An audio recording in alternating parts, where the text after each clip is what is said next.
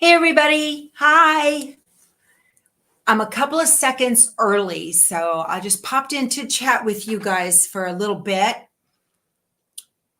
38 degrees and windy. No, thank you. It is currently 74 here in South Texas, or 72, and we're expecting a high of 84 today. So that's why. My son sent me a picture the other day of, I think it was, what is this? Today's Wednesday. I guess it was Monday. And he had snow in his driveway. I said, when I'm an old lady, don't you dare drag me up there. Hey, everybody. Hi, it's Becky from Power Tools with Thread. And today I am going to be doing a Kimberbell Mini-Quilt. So I've been doing this January through, or started in December, right? And then working our way through. So I'm still on volume 1. And today we're making the one for May, which is this one right here. Okay. So we're just going to make the one block today on the single needle machine. You can see it a little bit bigger here.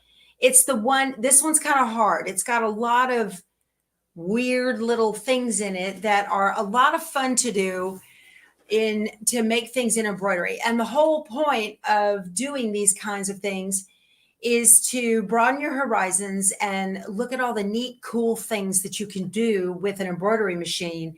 So this one's going to include making fringe, which will be the little flowers that stand up, and also doing some vinyl around the outside. So, all right. You like my skeleton I showed this morning, Evelyn? Thank you. Yeah, I'm in the middle of the Mrs. Monster right now. So I just took a break to come in here and do this with you guys. Well, hello, everybody. Yep. Paula said the same thing. Don't you drag me up there. No way. I'm a South Texas girl. My blood's very thin. When I go see them, it is usually end of July, first part of August. I'm only there for a couple of days and it's still cold at night. And then I'm back home to the heat. So that is my idea of a good time. I'm going to move this up closer to me so I don't have glare on my screen. All right. So we're going to make this block today. Now, you can make this in a 5x7, but this particular block, you would probably want your 6x10 unless you're doing the block by block design, which is what I'm doing. So that includes the background quilting. And so I have a hoop that's bigger than Dallas, okay, because I had my 6x10 hoop set up and it gave me the old, you need to switch to a larger hoop, and I don't have a larger magnetic hoop. So I was playing with a magnetic 10x10 at Mole Queens when I was there in Tempe, Arizona last month or earlier this month. I love that. I'm going to give Darren a call and I'm going to get that because I need something in between that 6x10 and this one. And hopefully, I can add a little bit at a time. They're a bit of an investment. So in order to do what I'm doing, the only thing you definitely have to have is the CD itself that has the embroidery designs on it. And you can either do your own background quilting, or you can not do background quilting at all, or you can get the background quilting designs from Kimberbell. So I have the background quilting designs. So I am doing the block by block version. You can also do clear blue tiles. So if you have those, you can choose that one. Okay. You have that 10x10 magnetic and it's awesome. Yeah, Kim, I've got hoop envy for you for sure. I'm going to get one now. Definitely. All right. You are going to need your background fabric, and it is the yellow. If you got the kit, it is the yellow gingham yellow plaid. And I have got the woven, fusible woven on the back of it already. And you really need that to prevent puckering, especially with all these flowers we're going to be doing. Okay. And then you need some Kimberbell batting. Okay. So I've got all that together. And then you've got to have, you're going to need a piece of fabric. I pre-cut mine in the SCANNCUT. I did use the SVG files. And even though they look to be the same size as the placement line in the embroidery designs, I went ahead and clicked +2 on the SCANNCUT anyway, just to be safe. If there's a little bit hanging around the outside, that's no big deal because it's going to be covered completely with a lot of embroidery stitching. Okay. So I have got the vase all cut out. Don't you just love that? Love that.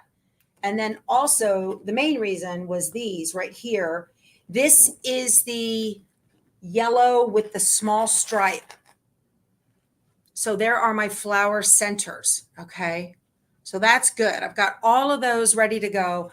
I am not a fan of cutting around embroidery in the hoop. Now, if you don't have a cutting machine, then you want to get yourself a pair of, oh, my little embroidery scissors are gone.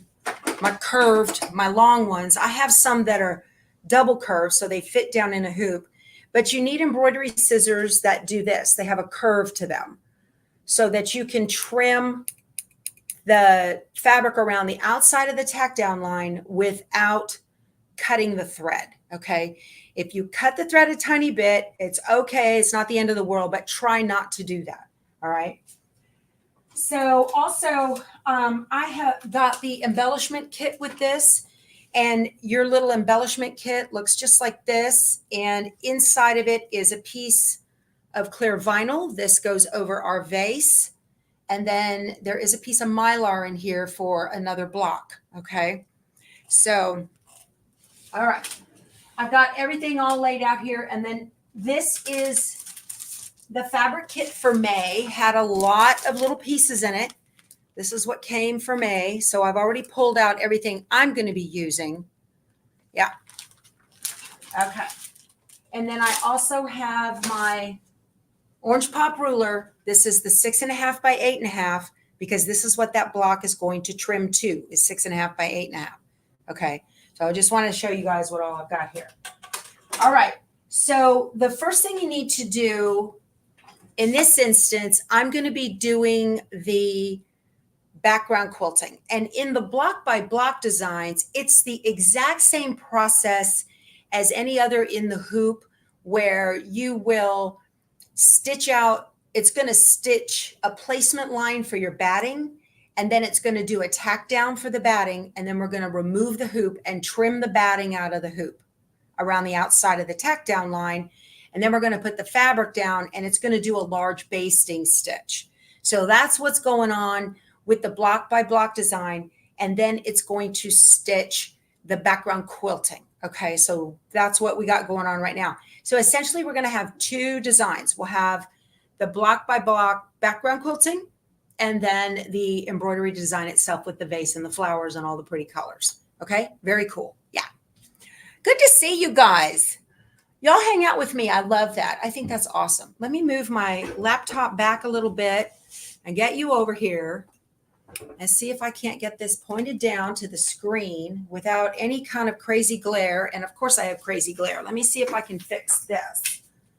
Maybe I can turn this a different way so that it's not quite so bright on the screen. Oh, that's the overhead light from my long arm up above. No, that's the door. That's what that is. So we're going to have to do this. Aha, there it is. Yay. Okay. So I'm going to go and just tap this. I'm going into embroidery. Let me zoom you in a little bit so you can see what I'm doing. Just a tiny bit. Hold on a second. Let me bring you up just a little bit. There we go. That's better. Okay. And I'm going to go to the pocket for memory. And I'm going to go through this like baby step by baby step for beginners. Okay. Right here across the top, you have got some icons that are where you can get your designs from. You might have it saved in the machine, or USB. This will let you play with your mouse. You might have it on an SD card. This is sent wirelessly from a computer, which I did. And then this is the My Connection feature. So I'm going to hit the Wi-Fi because that's what I sent it over here with. And I'm going to bring up the background quilting first. And here it is right here. You see all my little monsters there for Happy Halloween quilt? Okay, I'm going to touch that. It's the KDQ 251 and it's the Spring 4 6x8. I'm going to tell it set. All right, now what I want to do, there's a button down here to add. So I'm going to go ahead and click add. And I'm going to go to the pocket for memory again. And wireless again. And all the way down to the bottom, I'm going to scroll for my vase. Wherever I put that. Let's see. There it is. Oh, MQ for May. Oh, that's Mini-Quilts May. And I'm going to click set. So that's how we can tell how it's going to fit right there. I'm happy you joined us too. Thank you, Lori. Let me get you in here just a little bit closer so you can get a better idea of the design. All right, this looks great. So we're ready to go now. I have got white thread in my embroidery machine. This is the Brother Luminaire XP3. This is Darla. I want to introduce you guys. Darla started out as an XP1 and she has both of the upgrades. So I'm just going to touch embroidery. Now, if you are not doing the block by block background quilting, what you're going to want to do is not stitch these steps, okay? You will start stitching when, well, after I do the block by block background, you're going to, yeah, I'm trying to remember, you're going to just stitch this right on top of your background fabric. You're going to stitch the vase and the flowers on top of the background fabric. Okay, so I'm going to just hit go here on my embroidery machine. And it's going to do, this is doing the batting placement line. Okay. And I'm going to take my batting. In the quilting world, there is a school of thought. Your batting has two sides. One is nice and soft, and the other one kind of feels bumpy, okay, and that's the scrim. So does it truly matter? Not necessarily, but the school of thought in the quilting world is these are like, your bumps are like little pimples, and we don't want our pimples to show, so we're going to put them down, okay? Okay, you don't need the guts, girl. It is easy peasy. All right, so you can't see this because it's white on white, but I can. So I'm going to lay my batting down, okay? And an easy way to check is you can fold your batting in half vertically, and then I can see the stitch line, and I want about equal distance on each side from the stitch line, and that's fine. And then I'm going to fold it up short ways and look at the side to side and then make sure that they are about the same. Easy peasy, okay? Yeah, you should watch these, you know, just to get tips and tricks. You never know. I do things the easy way, you guys. I try to keep it simple. So I have 40 weight embroidery thread on top. This one is from, this is Dime's Exquisite thread, and I have a 60 weight bobbin thread, okay? You get the design from the CD from Kimberbell. I've got links below. It's actually not Kimberbell. This is from my girlfriend's quilt shop, and that's where you can get the CD, the fabric kit if you want. You can source your own fabrics if you want to, and you can source your own embellishments, which are like the vinyl and the little buttons and all the stuff, the mylar and all that. But, or you can get all of that at my girlfriend's quilt shop. So like I said, I've got links below to this. Okay. Now what it's going to do is it's going to stitch a tack down. And on my embroidery machine, let me get you in and show you close. On my embroidery machine here, I've got a bunch of information that's right up here. And if you're brand new, one thing that's really important to look at, I'm going to use my purple fang to kind of point so I don't tap something I shouldn't. Up here in the top, this is a total stitch count for this design, and this is where I'm at. So if you ever have a boo-boo, okay, and you need to start all over, or maybe you have a power outage or whatever, you want to look at where you were when everything went south and write a little note, and that's the stitch you need to get back to. That's very handy, okay? This tells you we are on the second color stop of 21 color stops, and it says it's going to take 41 minutes to stitch out. That is a lie. It's 41 minutes of stitching time, so it's probably an hour and a half or so to do this entire design, okay? This tells me I'm using the W foot, and this gives me options for hoops that I could use, and the design is 8.51 by 6.51. And then these are the color stops down here, okay? This is a preview of the next stitch that's going to happen. So I hope that was helpful to tell you guys. I don't know how you see comments on a big screen, y'all.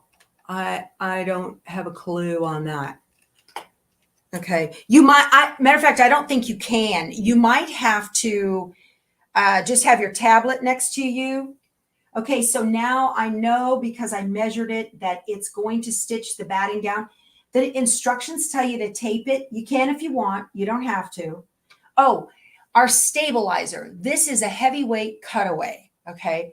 So that means and it looks like a fibrous paper, but you cannot tear this. So it looks like a heavy paper, okay? Heavyweight cutaway is the kind that you need on this one. Okay, I'm just going to go ahead and let her go. And now it's going to stitch around and do the tack down. And I got to go get my curved scissors. I'll be right back. Y'all don't put your hands in the stitching field. That's what the purple fang is very handy for. If the needle, if something terrible happens, it's going to hit plastic and not skin.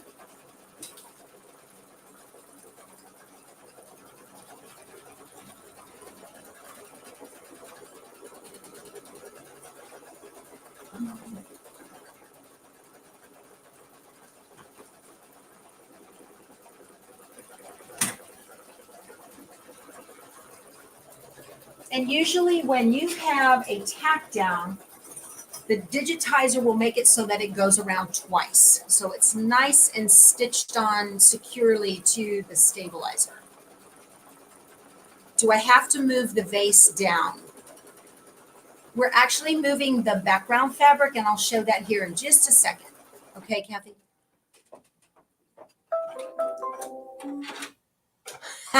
Gloria, I don't blame you.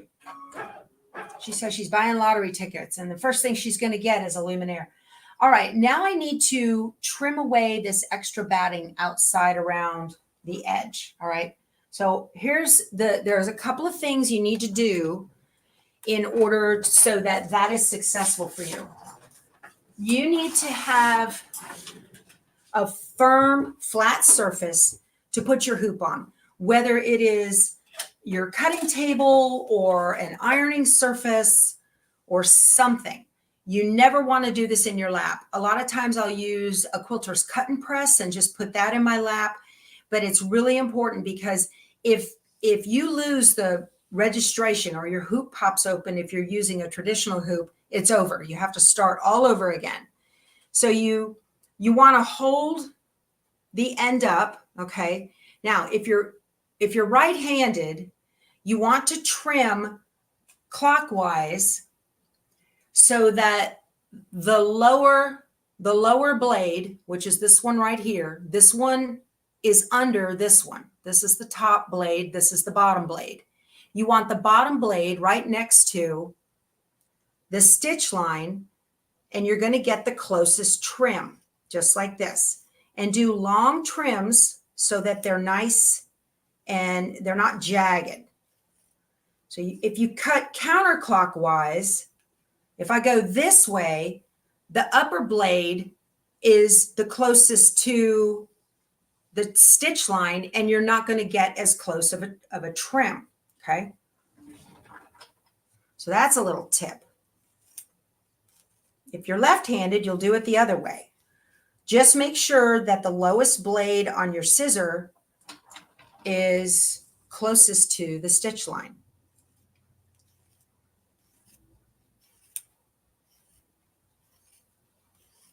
These are very handy. Y'all, these are gingers. I've got a link to them below in the description box. They're curved like this to go into hoops, okay? They're not super expensive, but they are not cheap, okay? And don't go cheap on these, because I've had these for 10 years plus, and they are the best in the industry. The cheap ones hurt your fingers. So don't go cheap on your scissors, okay? Awesome. That looks great. Okay. Now I'm ready to put the hoop back into the machine. Oh, no, I'm not. I need to put, let me see. I'm trying to remember. This thing is going to do the tack down now for the background quilting. I'm trying to think how this is going to go. So what you're supposed to do if you're not doing the background quilting, okay, is you're going to fold your fabric in half like this, and then you're going to fold up 1 inch. So I'm going to put it over here by my little measuring gauge, and I'm going to fold it up 1 inch like this. And the design is actually going to give you, if you're not doing the background quilting, the design is going to give you a little tick mark layout to show you where to put this. So it can get confusing. Yeah, the placement line first. I'm going to jump ahead in the needle plus minus and make sure. Yeah. Okay. So it has but that's just for that particular, it does that regardless of whatever you're quilting or you're going to embroider on top of it. Okay. So I want to show you guys what I'm talking about here. So let me go ahead and this is going to be the placement line for the background fabric. And it's probably going to stitch like right on top. Oh no, it went outside. It's outside about 1/4 inch. Yeah.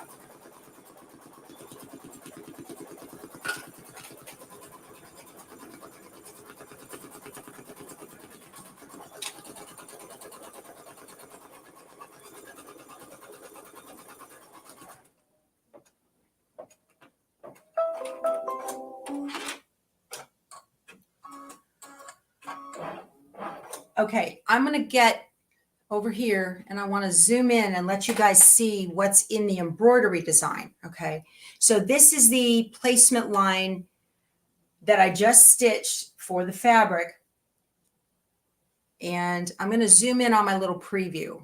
Okay, there. So you can see the preview now.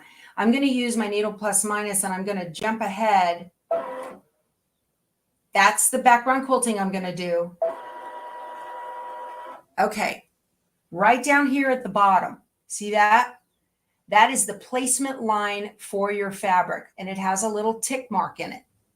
I don't know if you can see it. I'm going to get in real close so you guys can see that.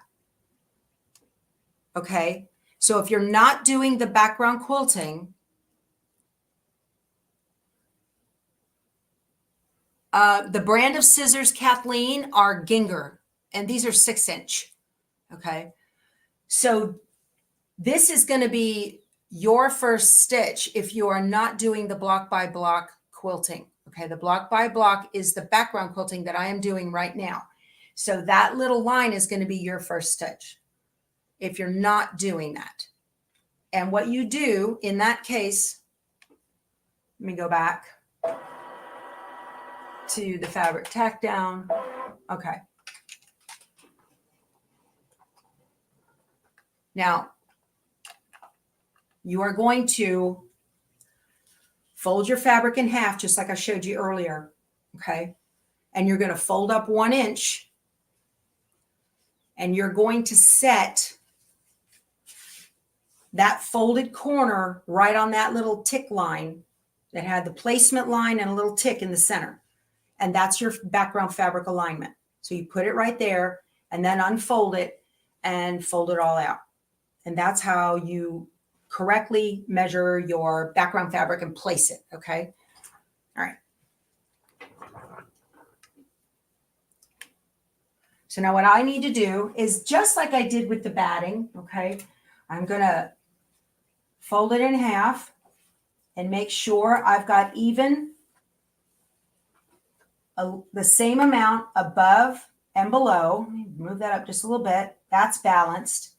And then I'm going to fold it up this way and make sure I've got the same amount without moving it up or down, same amount side to side. And make sure my little plaid is straight, and I'm happy with that, and that looks great. And so now it's going to do a basting stitch to baste it down. Okay.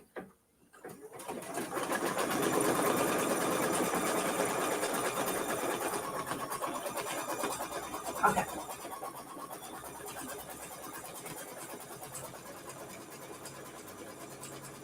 Now, if you want to use the trimmer by George, you've got one of those.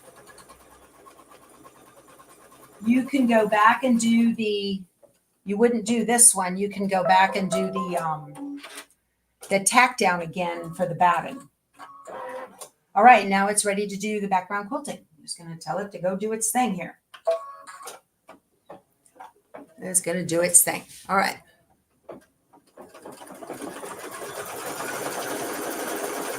All right, there we go. So you guys got questions? Everything cool?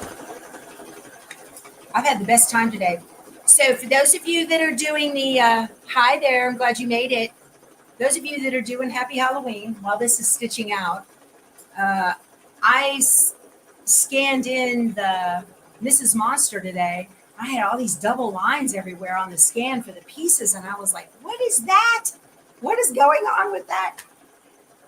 I traced it, tried to get it right. I couldn't. And then what I ended up doing was changing my scan type on the SCANCUT from black and white to color. I don't know why, but that fixed it. So that was, is that step the same as the basting box you referred to in the a lot? The basting, no. This step that just happened here is it's using a basting stitch. It's a big long basting stitch, and that's just to hold the background fabric in place. Okay. This thing is just stitching right along here, doing its thing. Can you see the background quilting? No. My diamagnetic hoop looks bigger. This one is this is a 9x14. 9.5 by 14 is what it is. Yeah. I actually bought this hoop for my brother Quattro years and years and years ago. I found it at Nancy's Notions up in Wisconsin. Beaver Dam, I think is where that is. What's the matter, Frito? Hi, baby. Come here, sweet girl. Come here. Hey, mama girl, hello. Oh, hi. She got her lunch biscuit. There she is. Good girl. I don't have a biscuit for you at lunch. She's all upset because she's on a diet. She's not happy.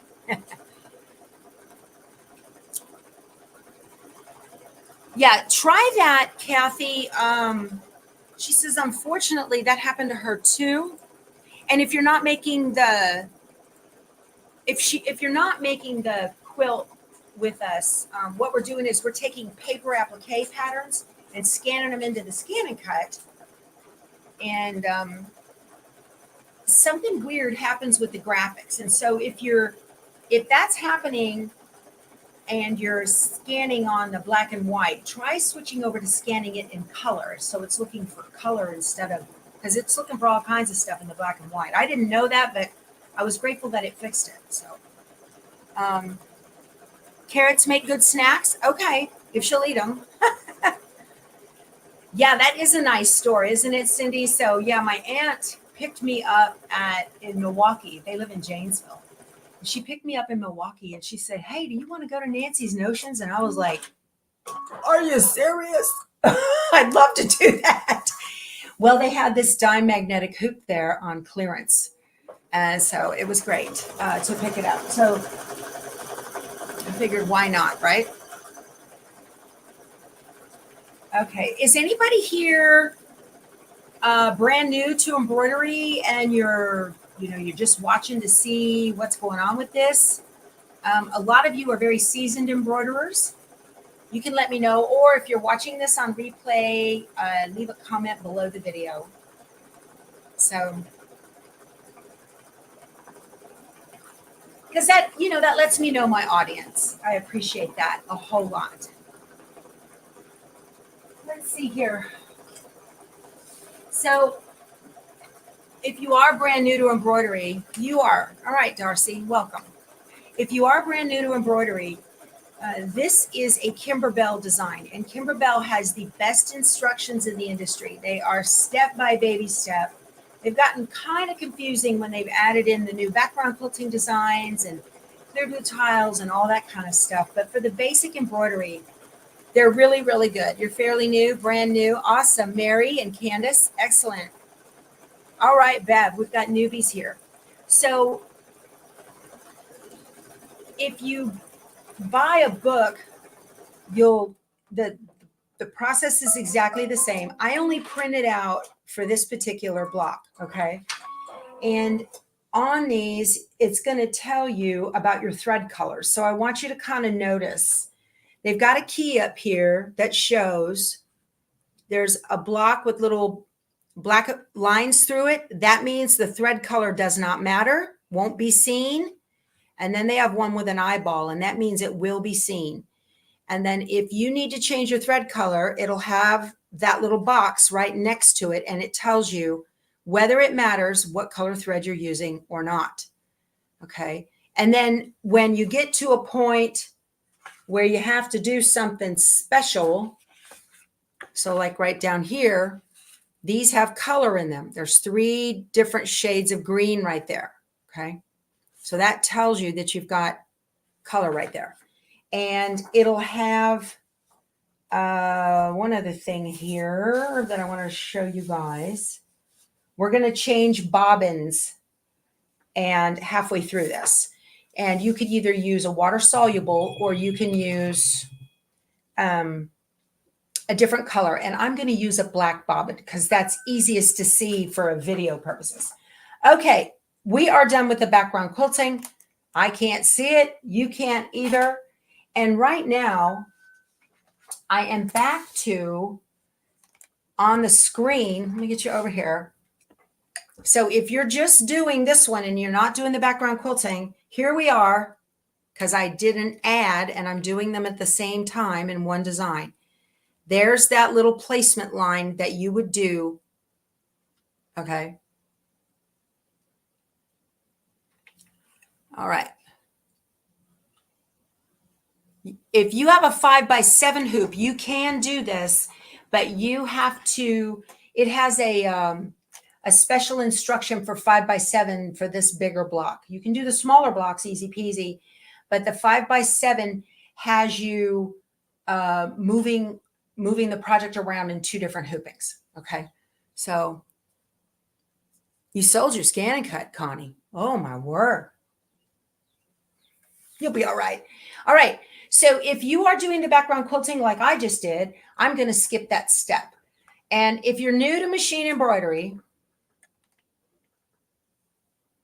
all right, let me tell this okay. I want to get in here. I want you to see something. Okay. Every single embroidery machine will have this button right here. It's a needle plus minus. I shouldn't say every single. I had a Janome multi-needle that didn't have it, the MB7. But this is the needle plus minus, and this is very handy. When I tap this, I've got arrows where I can go forward in the color stops, or I can go backwards. And then I also have where I can plus or minus 1, 10, 100, or 1,000 stitches. I can go backwards or I can go forward. And you use these buttons when you're trying to figure out where to get back to. So like now, if something went haywire, I'm on stitch 4301. If something got really bad and I had to pull the hoop and go back and fix a mistake, I want to pay attention to that stitch. So that stitch count right there. So that's how I know and how to get back and forth. Okay. All right. So I'm going to skip this stitch. I don't need it because I've already got my background fabric on there. So to do that, I'm going to jump ahead one color stop. All right. And this is I believe this is the tack down line for the fabric. All right. That's the tack down line for it. I don't need that. So I'm going to jump ahead another color stop. If you don't have the background quilting on, you're going to stitch that. You're going to use that to stitch it down. Yeah. Sophie's is right. Okay. You do jump around a lot. They have you jump around a lot and you have to read everything very carefully.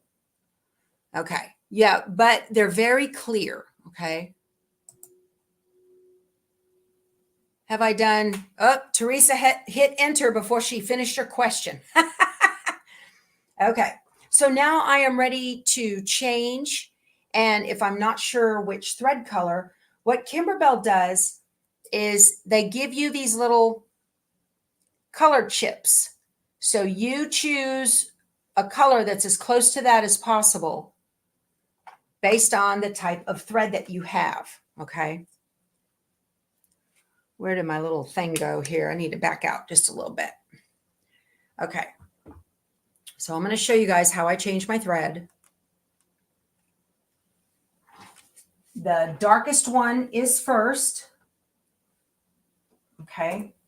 And I'm on number 3 in the vase. And I'm going to unwind this a little. Okay. I do mine like I do my serger. Okay. I'm going to cut it way up here at the top and drop it over. And I do like to run my thread through the top thread guide. This is actually designed to be used when you make a bobbin. Okay. And then I can put my new thread up here. All right. Let me get this where you guys can see it. Let me show you what I'm doing here. Ah, we can see threads. Excellent. Sorry for my bruise on my thumb. I know that's ugly. Okay. I'm going to twist it twice so they think that they're one. I just did a little twist. I'm going to make a big loop and hold that loop at the top with my thumb. So here's the big loop. Okay. I'm going to drop the tails behind the loop. And then I just can reach through and grab them and pull them through and make one knot, one tiny little knot, just like that. Okay. That's how I do it. Then I kind of lay it up here on the top so it's not tangled. And then I reach in front of the needle and pull the thread out of the needle and then pull the new thread through the machine and cut it off. Okay, that's how I do that. Yeah, I will show you how to do the fringe. And here we go. And it's going to stitch out the foliage now. Have I done the Kimberbell Candy Lane bench pillow? No, but we are going to do that, Teresa. I'm going to do the fringe and I'll show you. Yep, I'll be showing you that. Far back already? Okay, good. Awesome. smooth as silk. So we're going to do 3 different colors, foliage 1, 2, and 3. And then stitching the flower centers placement lines.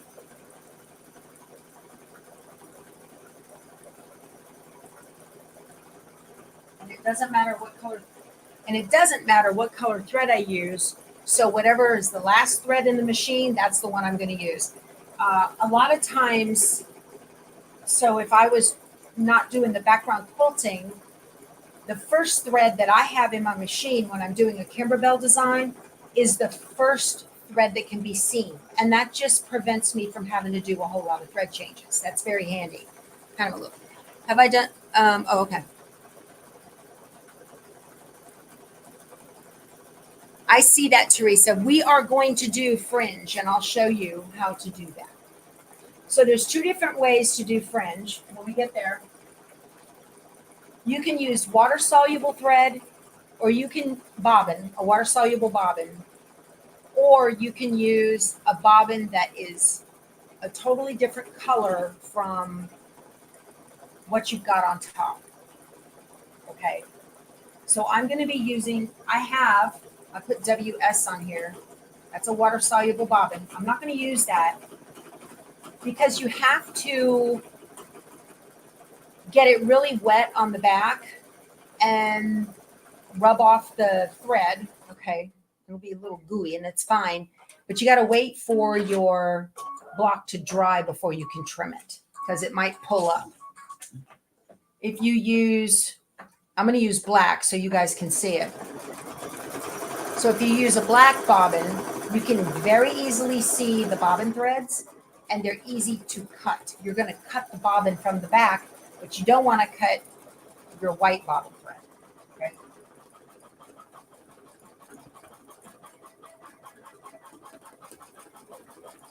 That's working.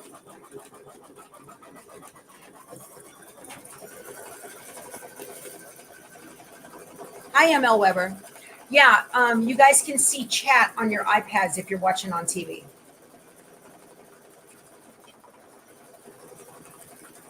A lot of people do that. My girlfriend's quilt shop.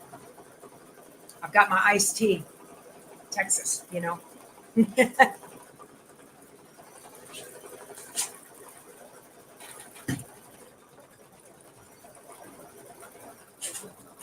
And generally, so we're getting ready to do some stitching with the SVG files.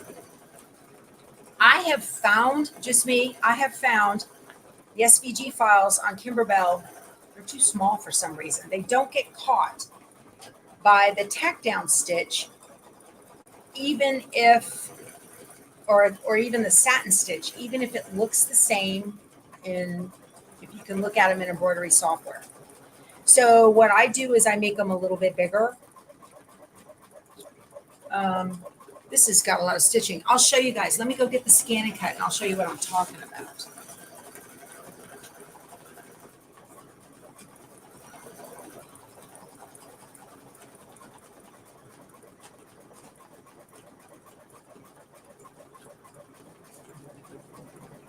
Yeah, Frito.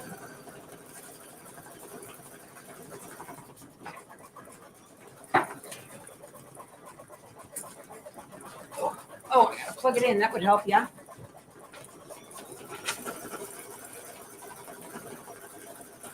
Great.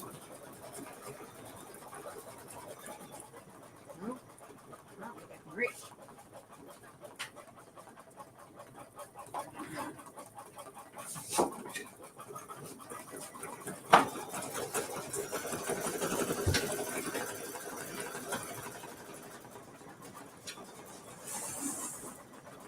Here we go. Found a plug. It'll work.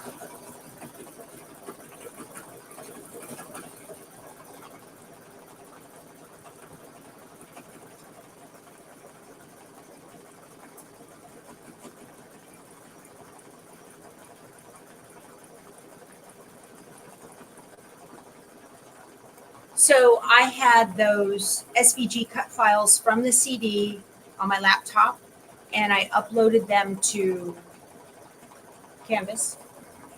Okay. The name of the table that my SCANNCUT is sitting on is called My Husband Made It. So I have a blog post at powertoolswiththread.com. Uh-oh, I'm out of embroidery. Bobbin thread. And it has all of the size and specs for it. So if you know somebody who woodworks, carpenter, something, there you go.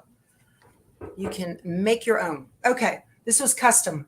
I needed something that was going to work. All right, so this is how the luminaire changes bobbin. Okay. I have my dime 3 wounds right here. So I'm going to get a new bobbin out. I buy them by the tube. And one tube will last me, I don't know, a year. Well worth it. Okay. So when it says the bobbin thread is almost empty, this is the screen that you get. And I want you to see there is a button on Brother Machines, Brother and Baby Locks. Right here, it looks like a little circle. See that? It just looks like a little circle. That's your knot button. That's to make a knot. Okay. So it says use the reinforcement stitch button to sew a single stitch repeatedly and tie off the stitching. Okay. So I'm going to, this is the reinforcement button right here. So I'm going to do that. 1, 2, 3, it stitches. Okay. Now I need to cut it. So it made a little knot and it trimmed it. Okay.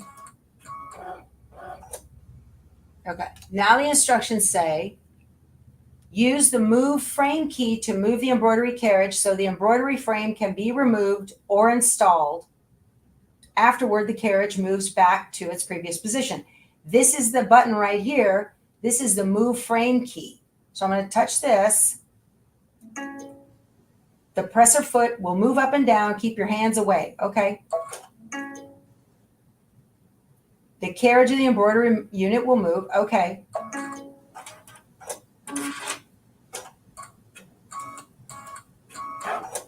All right. So it just did whatever it needed to do. I can pull it out. Put it on a firm, flat surface. Don't let it get all sloppy. That's going in the trash. Okay. And now I need my glasses to see the end of this. Now it's here. There it is.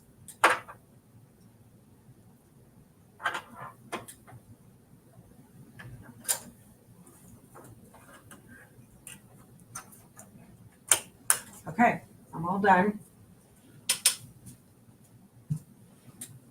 Now I can put this back in.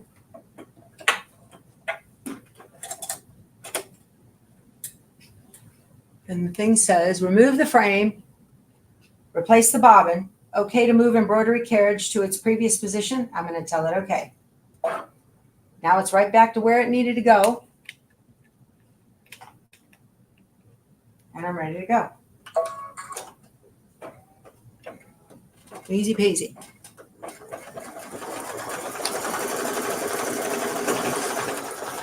I have so many empty bobbins. I don't need to reuse them. Those are not that good. They're not that heavy. They're designed for single use.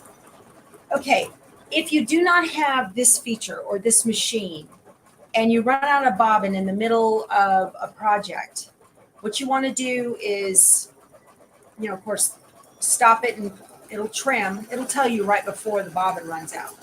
And it'll trim, and then you replace it. And then you want to go into your needle plus minus, and you want to back up anywhere from 20 to 30 stitches. And what that's going to do is it's going to overlap whatever happened. Okay, if you have a broken thread, same thing. Back up 20 to 30 stitches so that you're just over it. And then you can start again, and it'll be seamless, and that will work. Okay. There you go. Yeah. So the whole point of this cabinet was that I needed something that was at least 24. I think this is 32 inches wide or 28, something like that. So I could lay my 24-inch mats in here. And then I have cubbies down below for baskets They have vinyl and scraps and whatnot in them. And the back side has, this is like a piano hinge right here. It's got 2 hinges. And this folds this way and tucks up right under here. And then this flap folds down.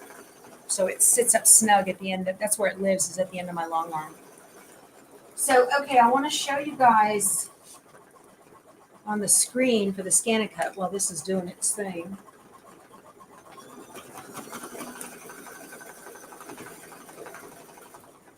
Okay.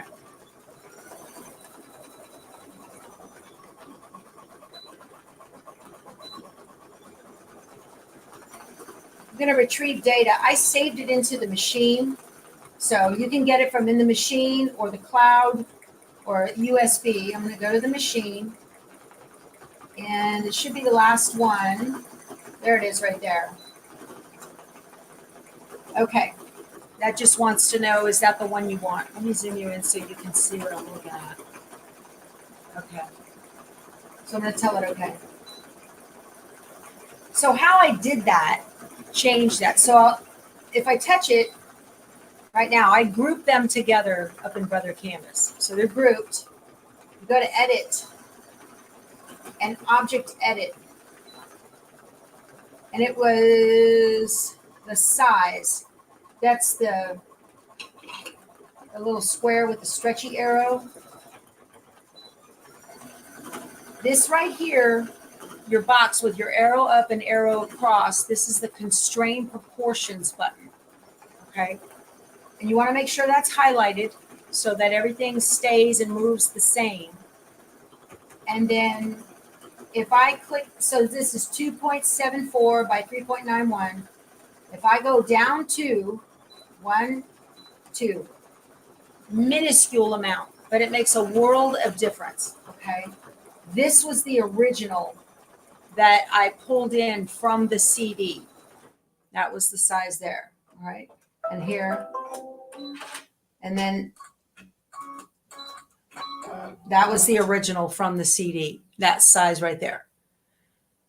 So you can't see the move frame key button. Oh, I'm sorry. Okay.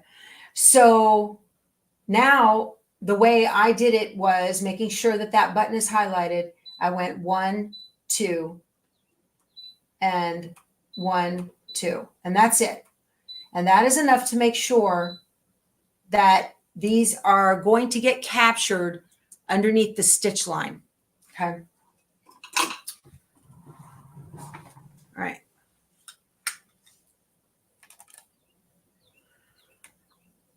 Okay. So I need to do a thread change to the middle green.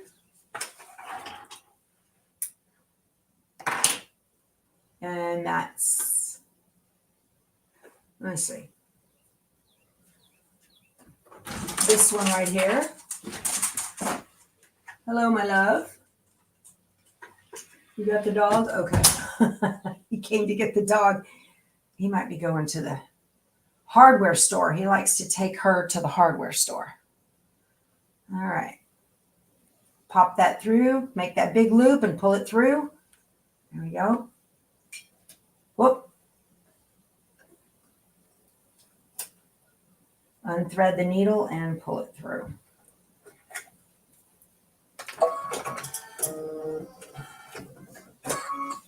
And we're ready to go. If you have an embroidery machine that does not cut jump threads. Oh, good, Janet. I'm glad you got your seam ripper. Hi, Mona. So if you have an embroidery machine that does not clip jump threads, and jump threads go, it'll finish a leaf and it'll tie off. It'll do a little knot tie, and then it'll jump to the next leaf and it'll start stitching and doing its thing, and it leaves that thread there. If that happens, those need to be trimmed up before the next stitch starts happening, because the next stitch might go over that. and you don't want to get those jump threads caught up underneath. So there's a trick to trimming jump threads, especially teeny tiny ones. The embroidery machines stitch from left to right. So it'll tie off on the left and it'll jump to the next stitch wherever it's going to go, but it'll jump over here and then it does this. Well, it's just natural physics. The tension, the strong tension is being the pull from back here where it stopped. So when you're going to clip a jump thread, you want to clip it where it started. Let it get going, okay? I do it usually in the middle of the design. I don't wait till it's done. So it'll tie off, it'll do a jump stitch, and tie off again, and get to go in 5-10 stitches, and then stop the machine, and then I'll grab that jump thread stitch, trim it on the right first, and what happens is the natural tension, it'll pop up, and it'll give you something to grab a hold of. And I use Revlon eyebrow tweezers. These are the best for grabbing a hold of jump threads that were not trimmed. You might have a really good machine like this one, top of the line, and jump threads are still not cut. That's because of how it was digitized.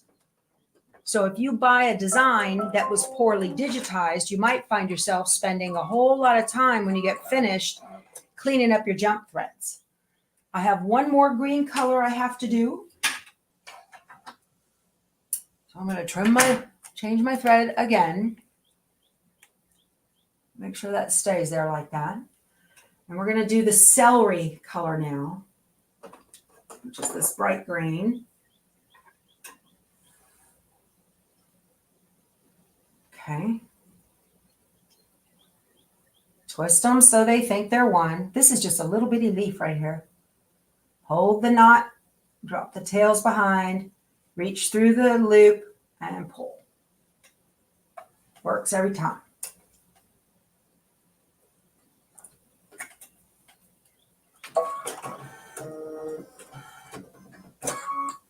And I've got a thread sticking up that I don't like. Get rid of that now. And I've got a little bitty loop right here from where we had the bobbin change, I think. Grab that and get that up.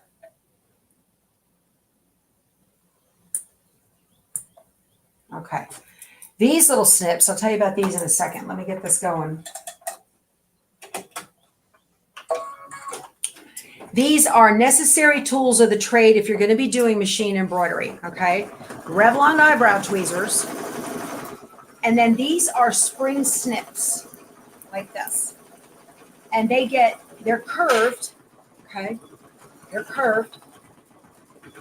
And these get really, really close to the thread without doing any damage to the rest of the threads that you want to get rid of. I love these.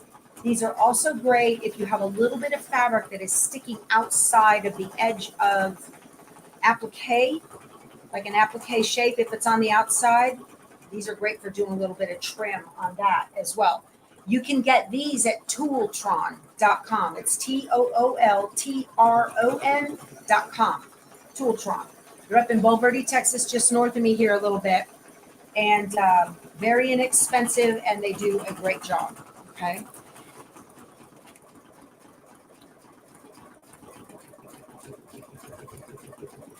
Good, Francis. Francis, I've never cut my applique backwards. Yes, I have. Okay, that looks great. All right, next is the placement lines for the applique. And it shows, where do I get a lot of my fat quarters for On Wander Lane? Betty, I got them, most of them at the Fat Quarter Shop. I've got links below, not this video, but my situation room. I have them, if you wouldn't mind using my links for that. Okay, so looking on the instructions now, we are on page 9. Stitch the flower centers placement line, and it has a box with the black lines through it, so it doesn't matter what color thread. So I'm not going to change my thread, I don't think. Then the next thing we have to, the next one is a bright pink. I'm just going to leave it in green. So I'm going to go ahead and stitch those. If you have already cut your applique pieces like I have, you don't have to stitch the tack down unless you want to. Oh, let me turn on my iron. This is a Cricut mini press. I love this. I absolutely adore it. It's just perfect to fit into hoops. So, and I've got a press pad right here for embroidery, 6x10 press pad from Dime, and it just sits on there so it doesn't damage the desk at all.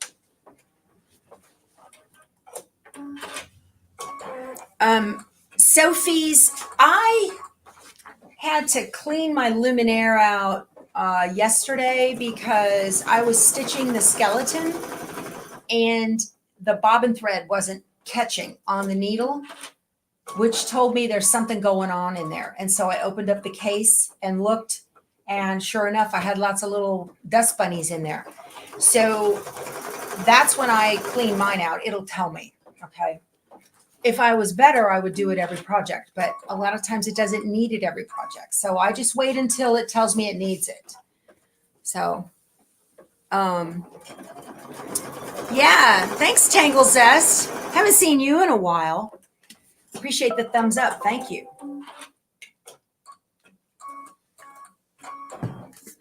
Okie dokie.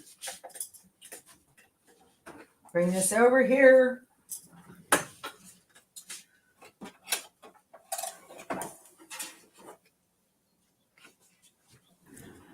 Let you guys see what I'm doing. This is the applique for the flower centers. So I have a pair of long tweezers here. I find these to be very helpful to center applique. All right, let me get my spatula. I left these on here because they have heat and bond light on the back of them, okay? And I left them on here because I don't want them to grow legs. They have it, little pieces have a tendency to just kind of wander away when you're doing embroidery. And I'm going to kind of try to keep these. I'm pretty sure all the sizes are the same. There's 2 large, 2 medium, and 2 small, but who knows? Okay. So let me get you in so you can see what I'm doing. Okay. So I'm just going to pick this up here, and I don't know. So this fabric is directional. It actually has a little tiny stripe on it. I don't know if it'll focus. Will it focus? See, it has a little tiny white stripe on it. No, it's not. Okay. So all up and down, all sideways, all one way or the other. And I am OCD, so that will bother me. All up and down, that's what it's going to be. This one goes over here. Okay.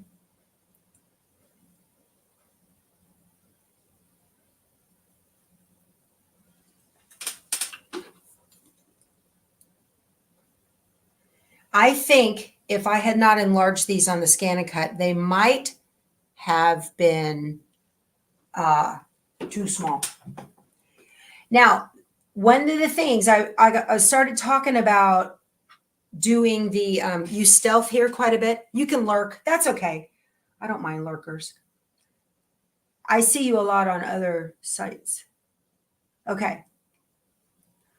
So if you do decide to go, you pre-cut and you go ahead and decide to do your tack down, which you don't have to, but if you decide to do it, that will give you an idea if the if you have any micro trimming that might need done around the outside. Now, the industry standard for a heavy satin stitch, if that's what it's going to be, is 3 millimeters. And so it should cover it. But in case it doesn't, you can always then go in and take a look and make sure, you know, it was fine.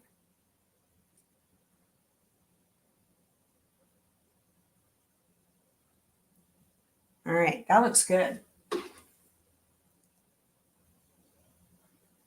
Okay, success. Excellent. Just got to put them there for a second. All righty.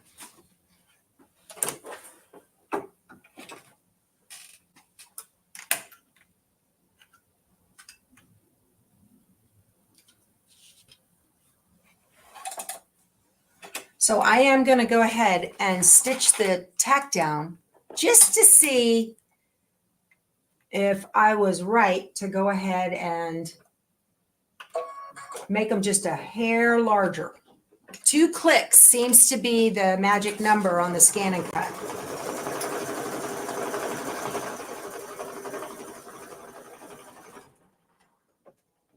Huh. Interesting. These almost might have been too small. Look at that.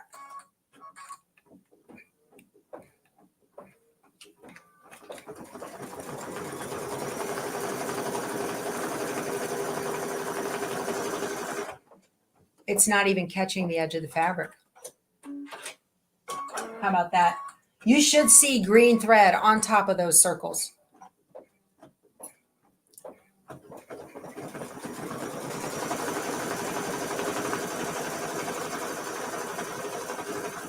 I'll be.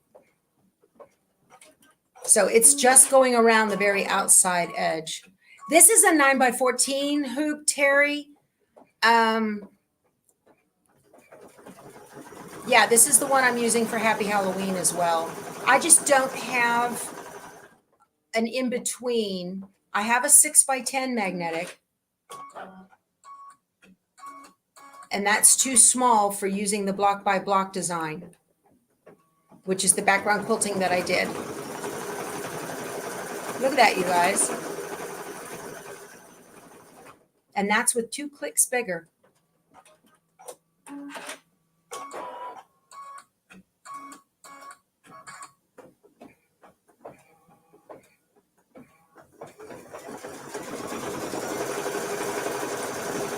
Okay.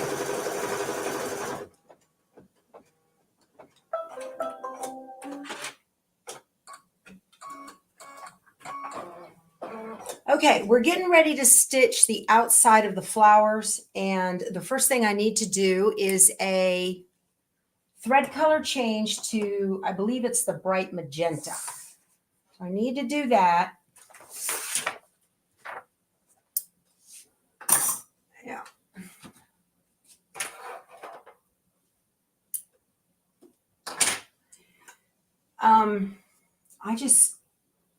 I don't know why those, if I had cut these out exactly to the ones that are on the CD, they'd have been too small. That's just a lesson learned kind of thing. And if the next stitch you're doing is the final satin stitch, then they'll pop out from underneath that final satin stitch and you'll be very frustrated. So one thing you can do, I have a video, if you have Embrilliance, I have a video on how to convert the placement line to an SVG cut file in Embrilliance. Essentials will do that. And then you know for sure it's going to fit, and create your own SVG cut files from the placement line. So that's very handy to do too. All right, now what we need to do is I need a bobbin thread that is either going to be water soluble or a contrast color that you can see. And I don't think I have a black bobbin. I don't think it's going to show through that dark magenta thread. I'm going to pop this. If it shows, it shows. No big deal. Okay. But I don't think it will. But I wouldn't normally use black. I would use the water soluble. But I'm doing this for those of you that don't have water soluble thread.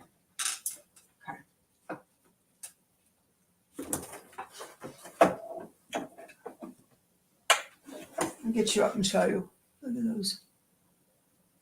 See how it went right around? Not a bit to trim, not one bit, because that stitch just barely went around the outside of that fabric, that applique. Oh, put the lid on.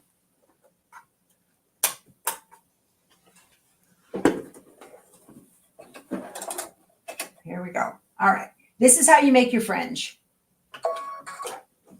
This is going to do a very wide zigzag stitch.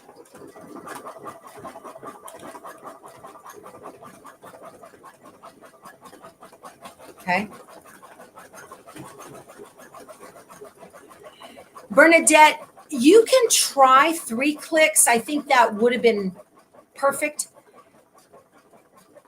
The big deal is that the edge of this wide zigzag right now is catching the edge of that fabric.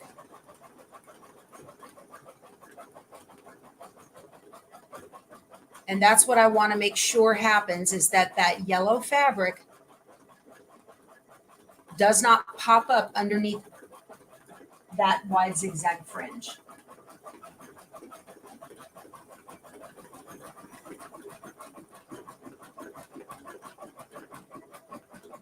I would do 4 clicks on these because it looks, if this wasn't ironed down, it would be popped up.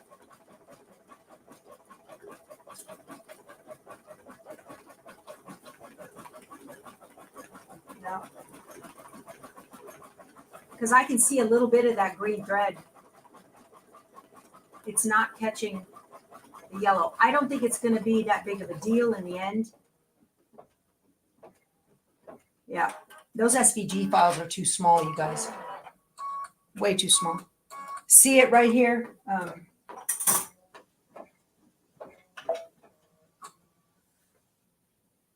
Let me show you. You see that right there? That's not caught. That's a fray. It's not caught. Your applique piece needs to be large enough. It should almost be 1/8 of an inch underneath that edge of that inner ring right there. Yeah, it should be. It's not.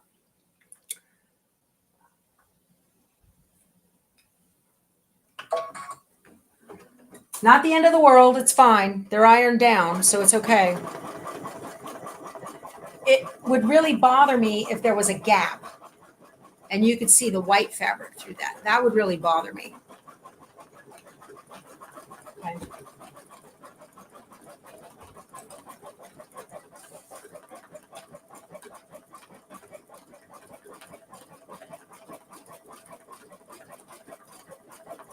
Okay. So what's underneath y'all's needle? What are you working on?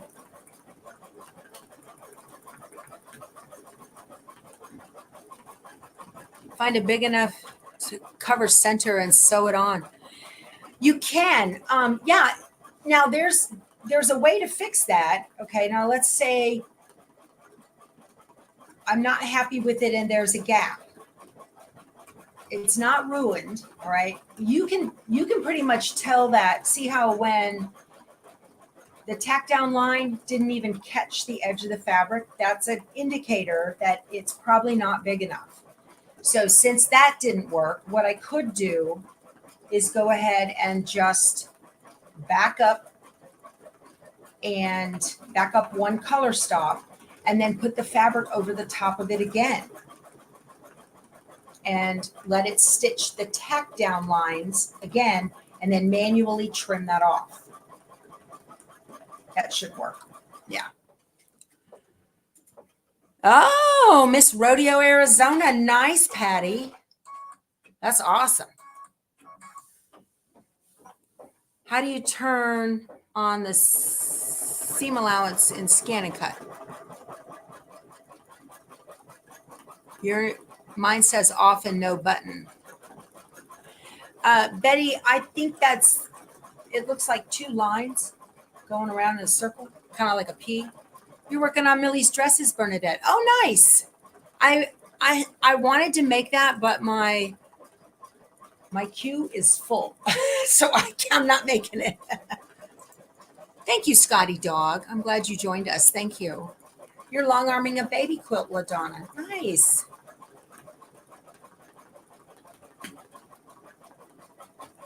So how many sashers are in the Miss Rodeo? I take it that's a volunteer for you. You're not being paid to do that, right? Isn't there another stitch to hold down the center later for all the centers at once? Yes, Terry, that is the tack down. And that is the stitch that I showed you that went around the outside of those. Yep. I did the placement stitch, and then I put my pre-cut applique inside the placement stitch, and then the tack down went around the outside of it and didn't even catch the edges. So even though I enlarged that Kimberbell SVG file 2 clicks on the SCANNCUT, it wasn't quite big enough. Tangle sewing pillowcases. Excellent.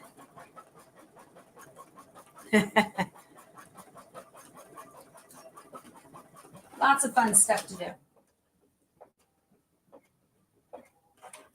If I had to do this over again and I had the time, I would definitely restitch around. I would run the tack down stitch again over a big scrap of fabric and get these to the right size.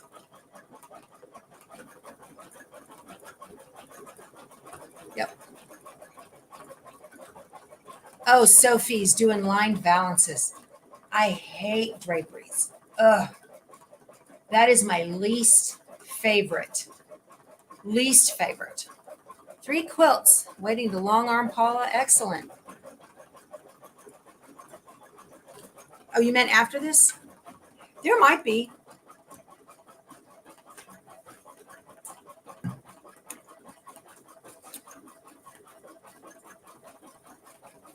You don't like draperies either.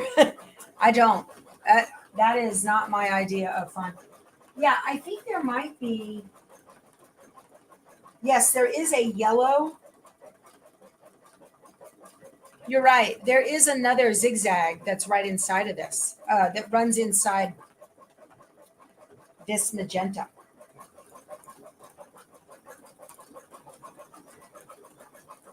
Yep. And that's going to stitch next.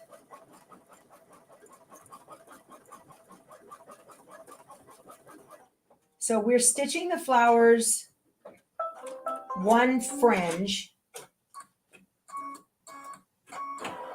Yeah, that's a good point. I did read ahead, but I forgot. There's another big wide. There's another big wide one. Okay. Oh, you're going to turn off. That's fine. Nope. We still have the vase to do. You stay on. This thing has a 13-minute timeout. All right. So now I'm going to, I got to change thread colors. We have another little color change here. And I got this pretty orchid color here. And it is still in the wrapper.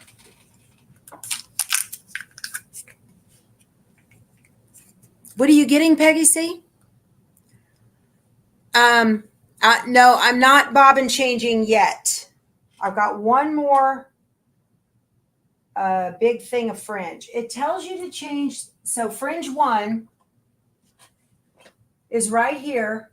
And then fringe 2 is what we're fixing to do. Fringe 2. Then it has in the bright yellow, change your bobbin thread back. Okay. Yep. So that's what I'm doing right now. Is fringe 2. We're good.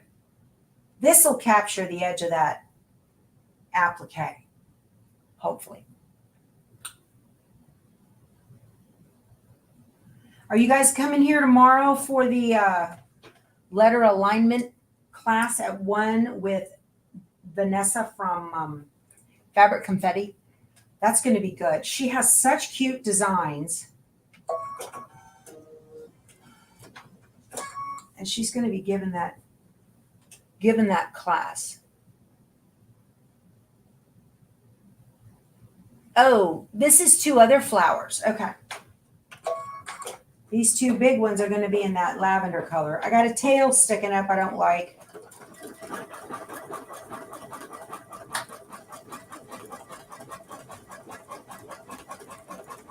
Let me let it go a little bit and get out of the way so I can get my tail.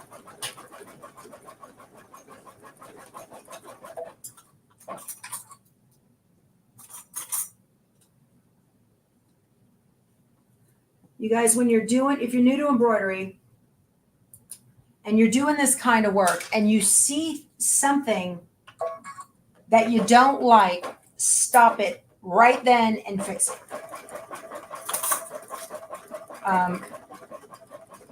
Don't think it's going to get better. If you're doing it and it is looking kind of puckered, don't think it'll be better in the end. It won't. Okay. That's just a waste of time and thread and fabric. So it's tomorrow at 1 Central. Yes, Linda. You took the day off for the class. Atta girl, yay. Okay. That's going to be fun. It's really easy for me to, align stuff vertically. I mean, horizontally, but the vertical can be a challenge. So that's kind of cool. Looking forward to that. It'll be fun. Tomorrow, 1 p.m. Central, 1 a.m. I won't be here.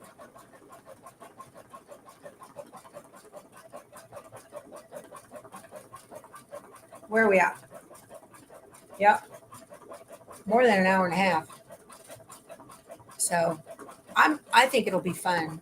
She is such a sweet lady, Vanessa. I met her a couple of times in Tempe at Mo Queen Sewing, and she's just a sweetheart. One of the things with Kimberbell, you have to do what they call trust the process. You might be doing something and you're going through the steps and this doesn't make any sense. And you're like, what? How is this? But it works. You just have to trust the process. We're at 15,000 stitches out of 21. We're over halfway there. That's good.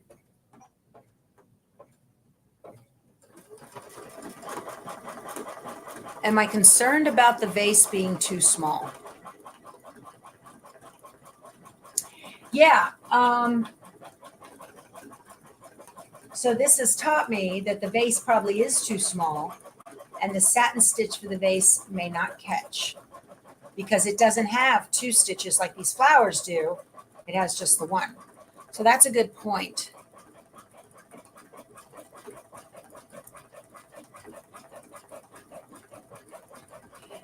Yeah, Sophie's has it right. You need an interpreter for Kimberbell or just need to make the mistakes to learn.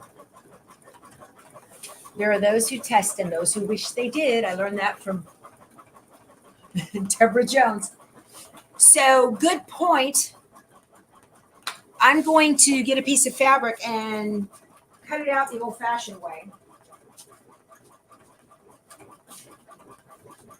Get some cake.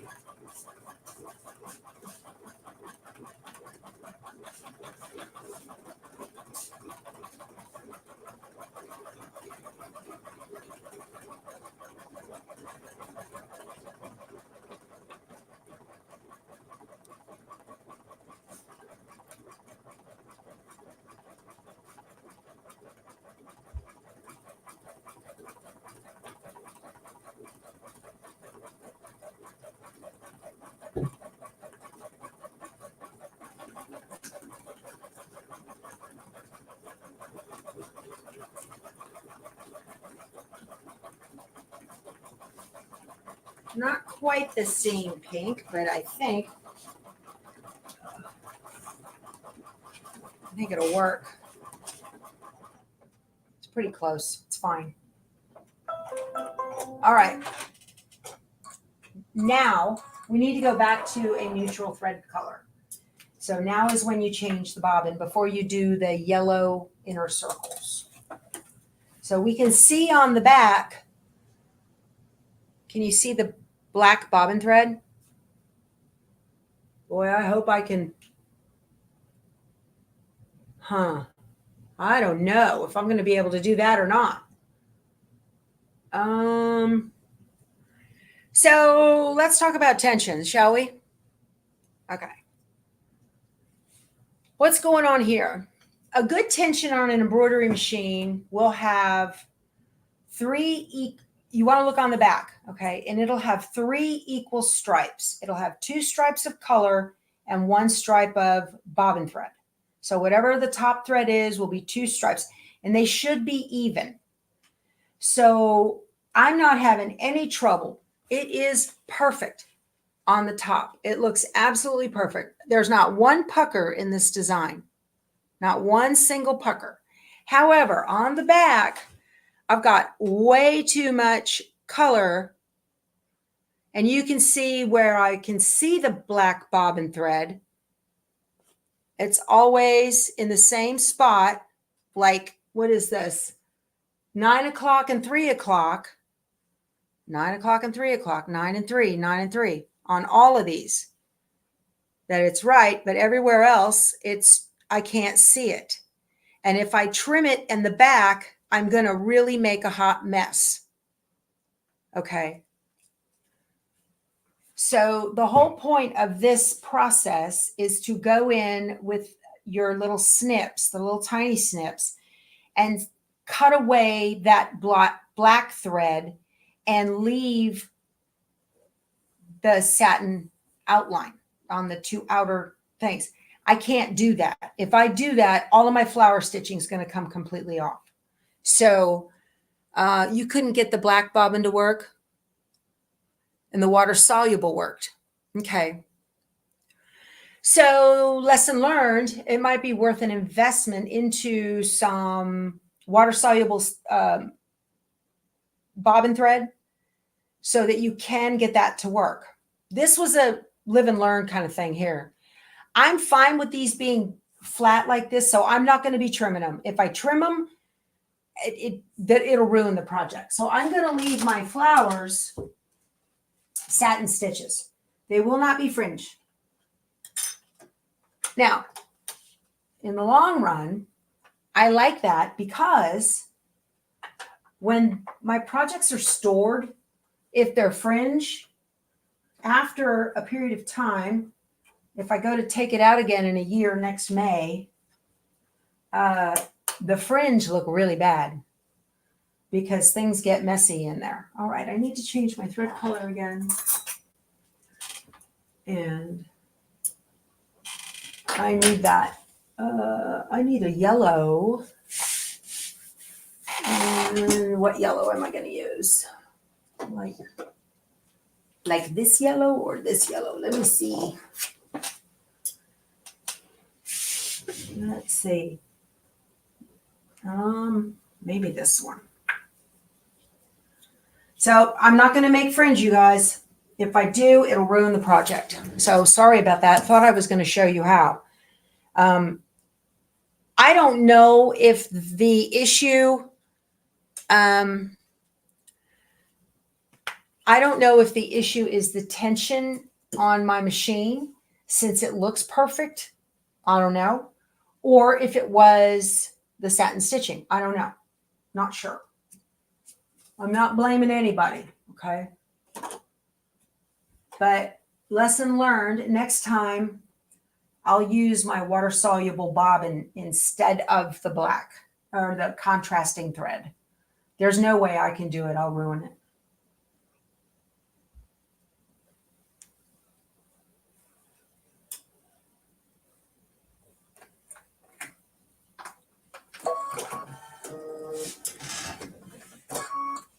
And it's still going to turn out super cute.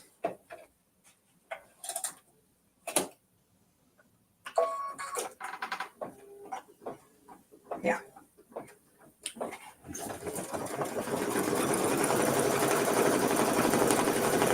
Kathy wants to know where to get water-soluble thread for your 1055. You can buy it. Mine is from Superior. I think I bought my water-soluble thread from Superior, I believe. Comes in a regular spool, and you make your own bobbins. Mm-hmm. How do you test just one area? Sherry, you want to do a small hoop, create a small hoop with a scrap in it, and just run one flower. Okay, you can fast forward to the flower stitching. That you run a test. Okay, you fast forward, you go needle plus minus, and jump ahead, color stops, and then you will run that and see if it works. And if it works, then you can go ahead and make the good design. Yeah.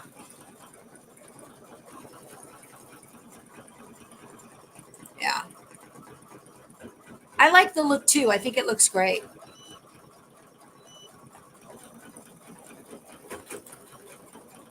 How does that other thread make the difference? So Carol, that other thread is a water soluble thread. And the difference is you saturate the back of the project and the water soluble thread just disintegrates. It kind of just goes away.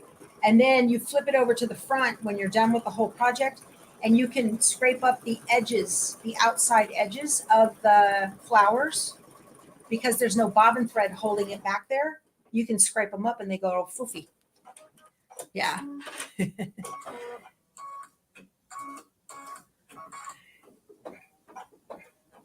This is still cute. It's still going to be adorbs. I just can't do that.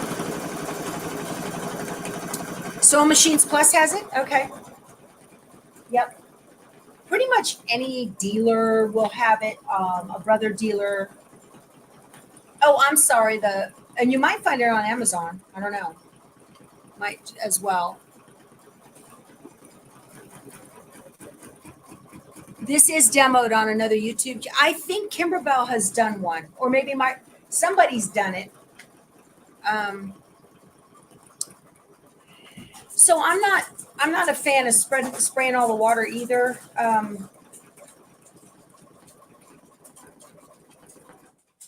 You haven't done any fringe, Carol? They're fun. I first did fringe in Kimberbell's.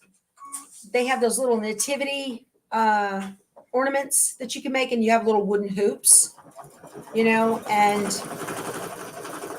what was it? The sheep? Maybe the manger, the straw and the manger, something. I can't remember. Had fringe, and I was able to do it. But I was doing that on it wasn't on this machine. Might have been on my Quattro that I was doing it. Yeah. Okay, Betty says that Kimberbell has a video on the candy cane bench pillow. So maybe you can look at that and see what you're looking for there.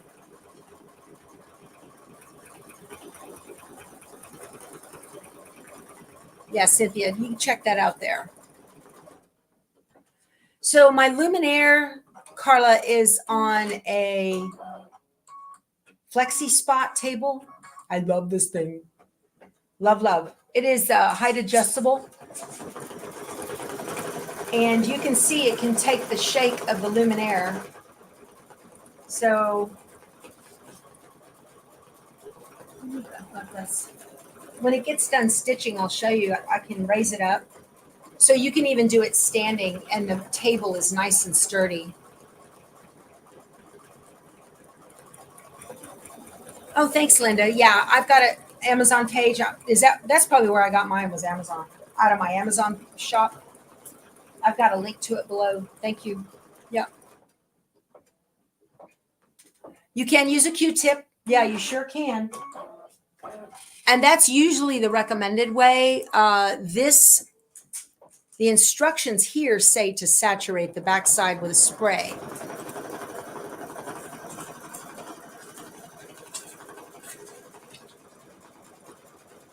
Almost done. We're getting there.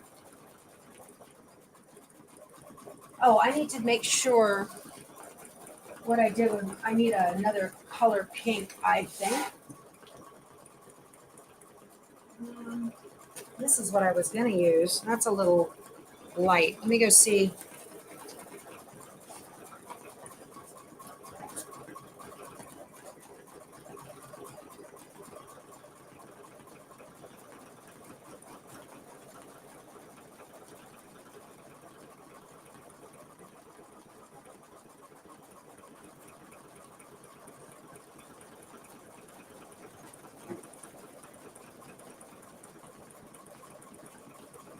What is it, Frida?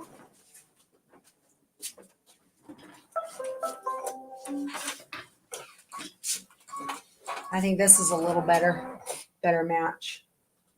I think. What is that? Let's see. What happened after the yellow stitches?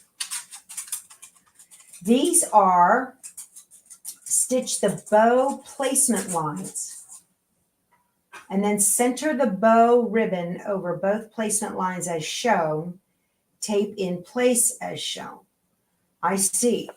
And it says it doesn't matter, so I'm going to leave the yellow in. And I got to go digging for the bow. That's probably in here, the embellishment kit. I don't know why that wasn't in May's. Maybe it's used more than once. It looks like a purple. Yep, I see it.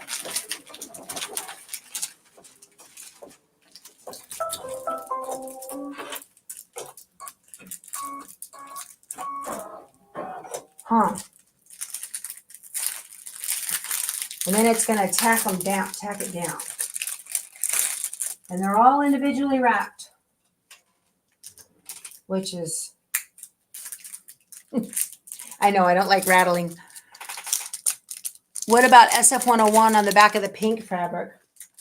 I don't think anything is going to show through the pink fabric. I don't think. What are you doing, Frito? She's wandering around. This dog just lays around waiting for her next meal, I swear. She has nothing to do if Amazon doesn't show up so she can bark. Okay. And I got my little Kimberbell tape here. Let me pull this. And I need to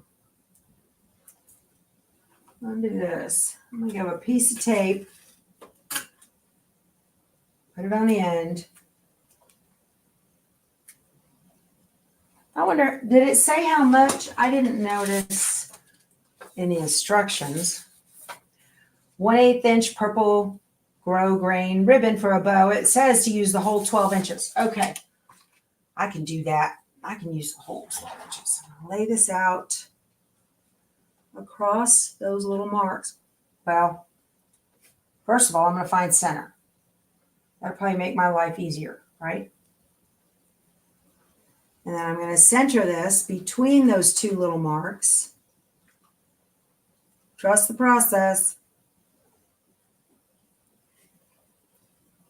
Okay. And I'm going to tape it down.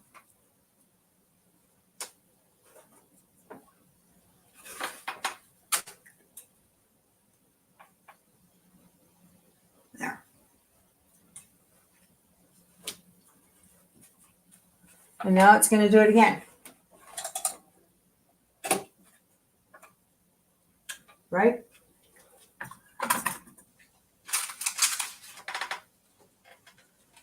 And then stitch the bow, tack down lines. Leave the ribbon ends taped in place at this time. Okay.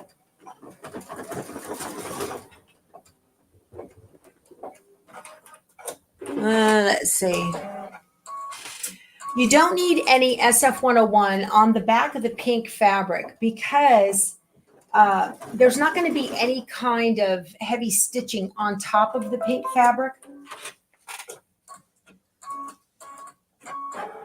All right, I need my pink, my new pink.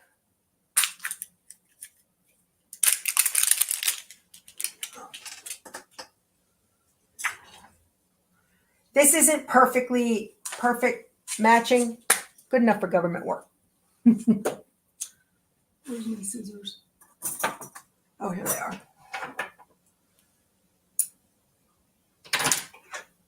Close enough for government work. I think it'll be fine. This is a fabric scrap from a quilt I started that I still need to finish, this pink. It was called, man, I made it with Tula fabric, and it was a Lori Holt pattern. Had a bunch of bra tops on it. And I'm not done with it. I've got all the bras done. I'm doing embroidering all around the outside. I was going to donate it to my local mammogram center, and I haven't done that. So what was that called? Okay. Oh, Phyllis,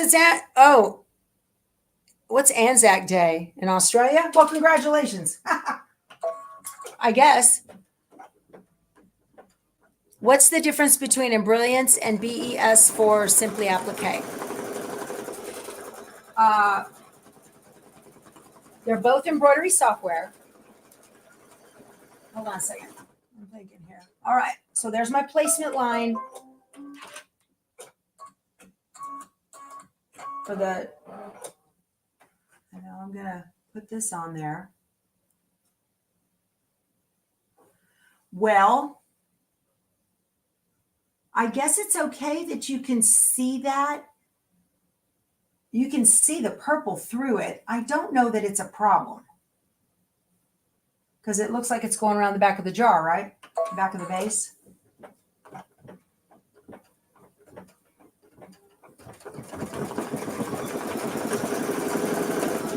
They're made by different companies.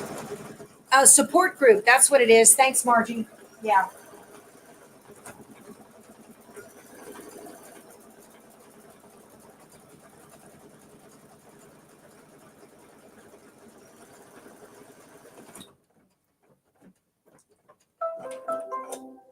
So I'm going to trim around this applique.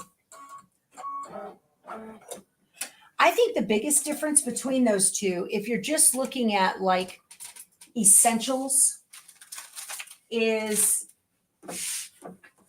I'm trying to think. I'm not ignoring your question. I'm trying to think about, let's say you're not using Stitch Artist because you cannot do digitizing too much in BES or Simply Applique. So I'm not going to consider that. So with BES and Simply Applique, you get 2 installations. You get 2 licenses. Hello. Hi, Cindy. Thanks for joining us. And in Brilliance, you get licenses for life. Okay. So you don't have to buy any more. If you want to keep using it, if your second computer dies, you don't have to buy it again. You can install Embrilliance on as many computers as you want at the same time for your life. BES and Simply Applique, to my knowledge, if you want to upgrade to a different version, you have to buy another license. Like if you go from BES Dream to BES Blue or whatever, they're not the same software. So if there's anything in Blue that's not in Dream, you have to buy another license. In Embrilliance, your updates are free for life. So that's a thing. Neither one of them require a dongle, which that's very nice. Okay. All right. Bernadette, I'm glad you said something. I'd have been mad. That's coming out cute, isn't it? Okay. Oh, I'm not done here.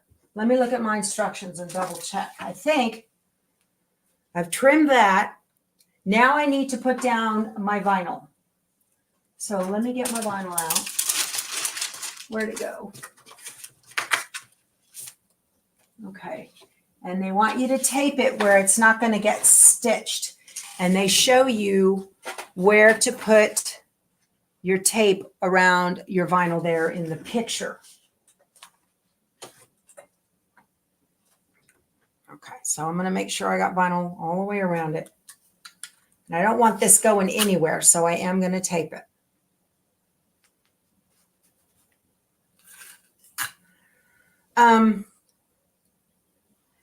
But I think the biggest difference between those pieces of software is the ability to use BX fonts.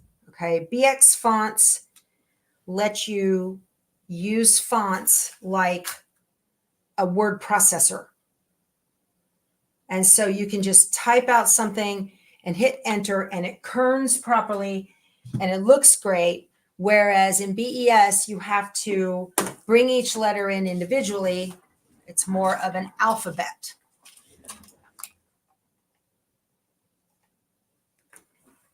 All right, now it's going to do a satin outline.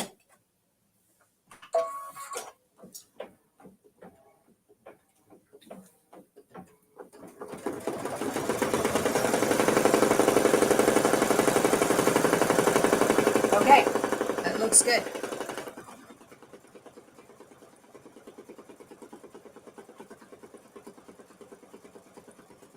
That's good, Patty, that you got. You got my back, Bernadette. Yeah.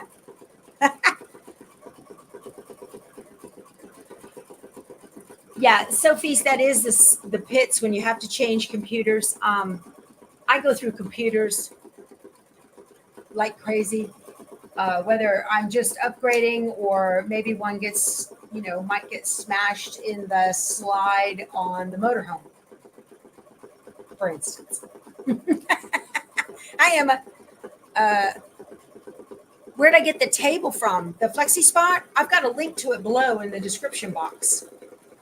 And that's an affiliate link for me. So if you use that, I would appreciate it very much. I even tell you on there, I've got the E7 Pro in white, what table and everything that I have.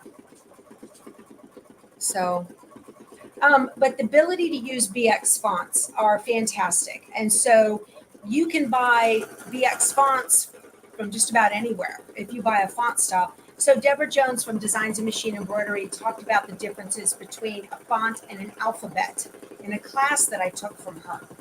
And she said, an alphabet is like when if I was going to do my name Becky, I would drag in a B, drag in the E, drag in the C, etc. When I get to the Y, I need to make sure that the drop on the Y is brought down, okay, so that it fits. And they have to be kerned, meaning they have to be placed exactly like that. So that's what Deborah Jones calls an alphabet. If with a font, and they call them fonts anyway, they say, get these new fonts. And yes, technically it is a font, but I think of them the way she explained it, the difference between a font and an alphabet. So a BX font is proprietary to Embrilliance. It can only be used in Embrilliance software. And there are a lot of digitizers that make a BX.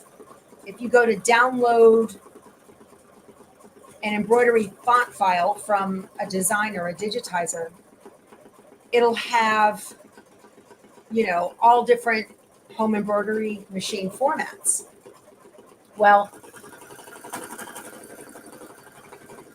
that's really pretty when it fits, including BX. And so if you get that BX font, you just import that into your Embrilliance software. Very easy to do. It's drag and drop and it's in. And then it has a little box for letters and I just type Becky and hit enter and poof, it pops up and it's perfect. It's great.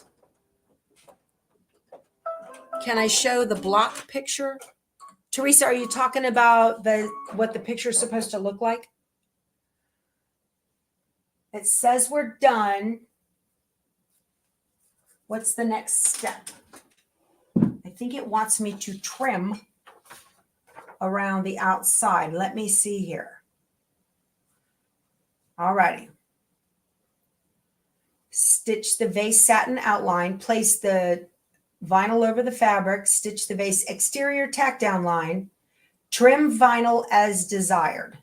If this is a raw edge applique, So we're going to trim the vinyl. And this is where I need my scissors again. There they are. Y'all, I try to train myself to always put my scissors back in my little tray here, because they do have a tendency to grow legs. All right. Put this over here somewhere. I'll use it again.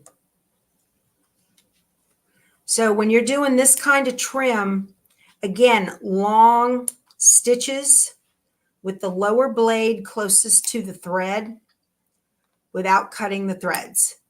If you cut the thread a little bit, it's not the end of the world, but try not to, okay? Don't trim the little purple ribbon.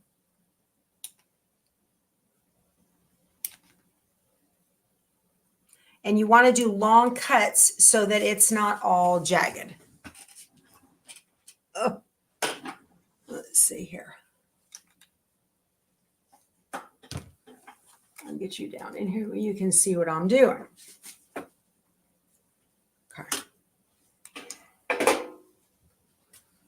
So if you're just joining us, when you trim around the outside of applique, you want the lower blade closest to the thread or the fabric, so closest to the bottom of the project. And you're going to get the closest trim that way. And then, so that means I would trim clockwise since I'm right-handed. I wouldn't trim this way because then this blade, the bottom blade is farther away. It makes a difference. You can kind of do a test and check and see. You're going to get your closest cut. Now I'm rotating the scissors at about almost a 45-degree angle so I don't catch the threads.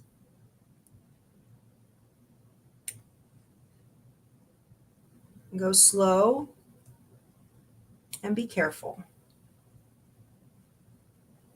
Okay.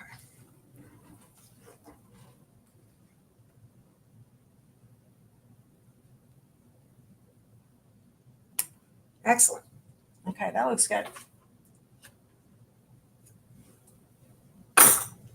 Awesome.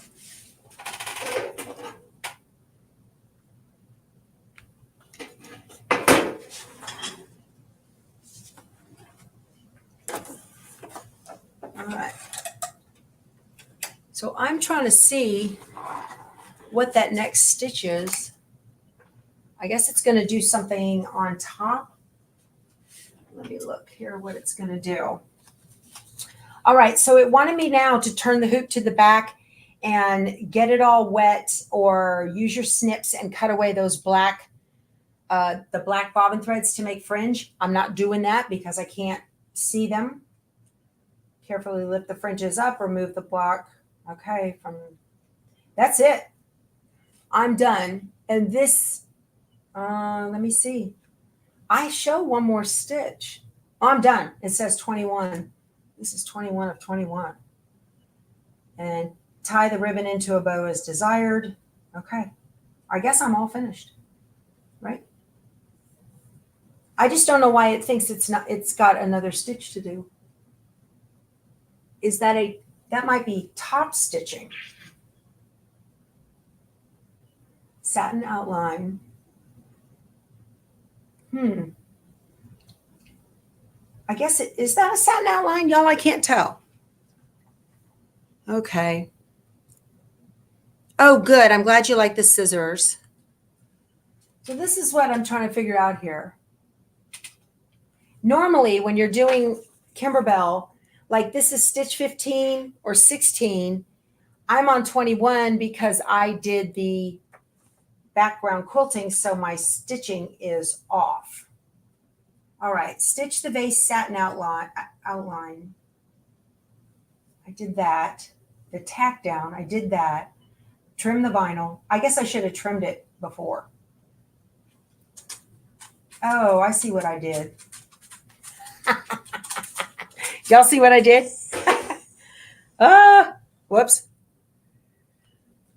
So what I did was I should have trimmed the vinyl and then done the satin stitching outline.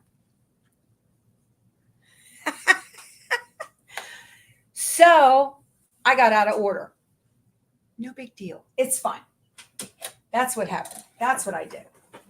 So what, and you can see it just ruined the whole project.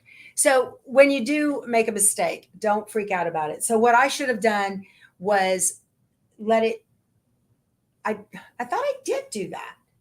I should have trimmed the vinyl before I did the satin stitching outline, but I trimmed so close, it looks fine. Okay. It looks just fine. So don't worry about it if you make a mistake like that. So I just got ahead of myself and wanted to stitch it beforehand. So I'm going to trim now with the orange pop ruler. Okay. So I have a cut and press. I'm going to set this right here. Take it out. Now you don't want to trim off the ends of your bow. So I'm going to pull up my bow and just kind of tape it to the inside so I don't do something silly. All right.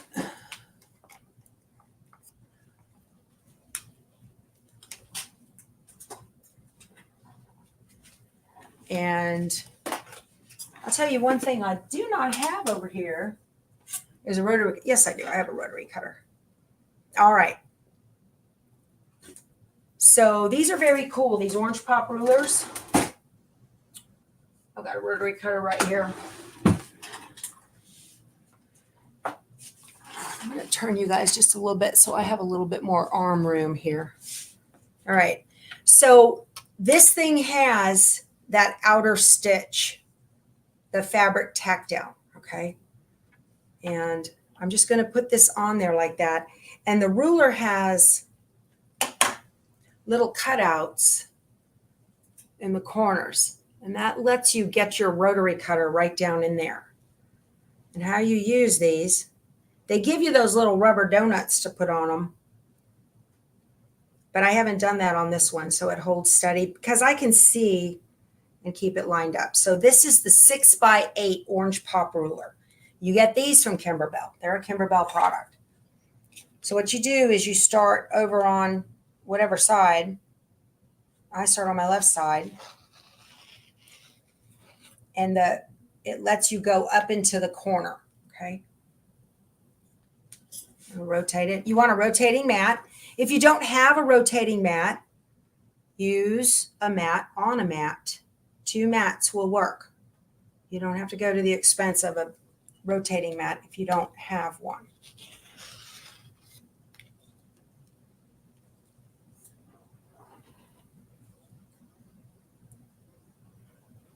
These things are perfectly designed, so it'll cut at a 6.5 by 8.5, which is what the pattern calls for. And they're pretty cool. I don't know what brand of water-soluble thread I have in there. I'd have to look. I can go get it and tell you in a second, but I think. There we go. Perfect. Okay. That came out great, didn't it? So they wanted you to use this heavy cutaway so that the block would withstand the heavy satin stitching. Okay. And then you're supposed to create a bow, and that's going to be a challenge for me. Vanish, that may be what I have. I don't know. And it doesn't matter that y'all, you know how I say I'm not a paper crafter or a vinyl crafter? This is hard for me. I don't do this kind of bows. None of that. Okay. Will one of y'all hold your finger right there for me, please? I'd appreciate the help. I need a finger. Frito's busy.